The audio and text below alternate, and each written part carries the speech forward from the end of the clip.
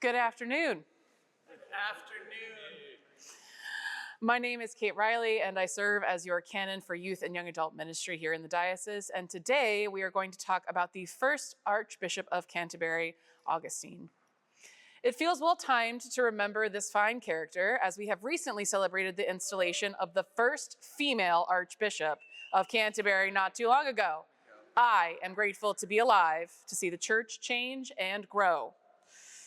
Our friend Augustine was a dedicated monk in the Benedictine tradition. He was a prior of his monastery and would have lived there happily to the end of his days. But then he receives a word from Pope Gregory I. And when the Pope calls, you answer. Pope Gregory asked that he venture to the British Isles, a gathering of fractured kingdoms and tribes who spoke a similar language, had a few same traditions, but were indeed very separate. Christianity had been introduced in the Isles for a long period of time, but had never really taken root. The Pope was hoping that St Augustine would change that. Before Augustine and his fellow monks had even left Rome, they were all being told about the horrors that they were willingly walking into, the deaths of many Christians who had wandered those roads before, the torture and horrible acts of violence that had been put on the evangelists, and the fear that their labors would produce no saved souls. So soon after heading on their journey, the missionaries halted. Daunted by the nature of the task before them, they sent Augustine back to Rome to request papal permission to return. Gregory refused and sent Augustine back with letters of encouragement for the missionaries to persevere. Upon landing in England, they found safety with King Ethelbert, who at least tolerated the Christians, mostly because he was married to one. Can you imagine those evening conversations with his wife if he did not? And Ethelbert had major influence over his fellow Anglo-Saxon kingdoms. This would be the hub of their mission. The way of evangelism in that time was one of gentleness, of focusing on the positives of Christian life and making sure that they were introducing Christian ways through pagan traditions, making it seem like a flawless transition. Since there were already Christian presence in the area, Augustine was sent as a supervisor of the different priests in the area that had already been in place. So, of course, all of these clergy who had been living among these terribly violent Anglo-Saxons and Utes were unconnected to Rome. They felt distant for several decades at this point. And they felt that Augustine was not one to be trusted since he had been sent by the Pope. He noted this in his journals and just kept on doing God's work. He was not one to stop in the midst of turmoil or trouble. He noted this and kept working because he had already survived much worse already. In his short time working in England, he baptized thousands of people, supposedly on the same day. He built an abbey that later became a cathedral. He wrote books. He helped to bring the kingdoms together in some form of peace under God's watch and God's love, which I would say is not bad for an 8-year term. Sadly, he died shortly thereafter and did not see what would eventually become the Church of England, and therefore eventually the Episcopal Church. So much like our gospel story today, Augustine was called into the unknown.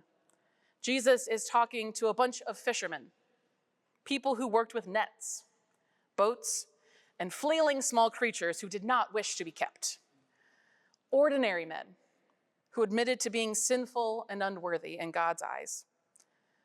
And yet God called them forward, out of their boats and away from the familiar, to follow Jesus, to be instruments of change in this world that they may never actually get to see, a calling without the promise of positive return. This gospel and the story of St. Augustine made me think about how my youngest son turns 3 today. He is growing rapidly. In fact, he's in the 99th percentile for height and weight. So even though he's 3, he looks like he's 5. And he is getting so much more personality as he develops as a younger brother, like a really intense amount sometimes, including this morning at 8 a.m. when my parents called to sing him happy birthday over FaceTime.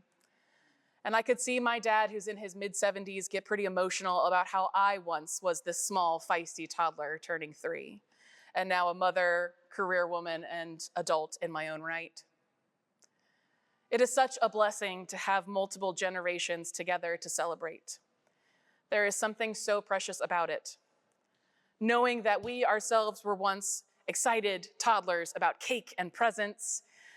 We may be a parent or a relative of a young person who is growing each and every year that we get to watch and marvel at. And if we're lucky, one day we will be older, maybe a grandparent who gets to watch the process all over again. We live in a space and a time where we plant the seeds of God's love into younger people and to one another, but there is no guarantee that we will see that blossom to its full potential. In our family, we recently lost my dear mother-in-law finally to her chronic illnesses, and I can't help but think of how much my son looks like her. I am deeply saddened to think that she will not see him start preschool next month, or drive a car, or get his first job, or end up in detention for punching his brother. But I know she is still with us through our boys and through the generations of children she helped to raise. She helped to plant the kindness that Kaladin shows, the humor that he has, his love of eating tomatoes just like an apple, completely raw and unadulterated, and the joy that he brings wherever he goes. Her love, much like God's love, continues to grow in us. We will never get to see the seeds that we plant, but that does not mean we are missing out. God knows that our love carries from generation to generation because it is from God. It is never ending. As we know, some 2,000 years later, we are still reading about these seemingly unqualified disciples, this random monk from the 500s, and learning from them.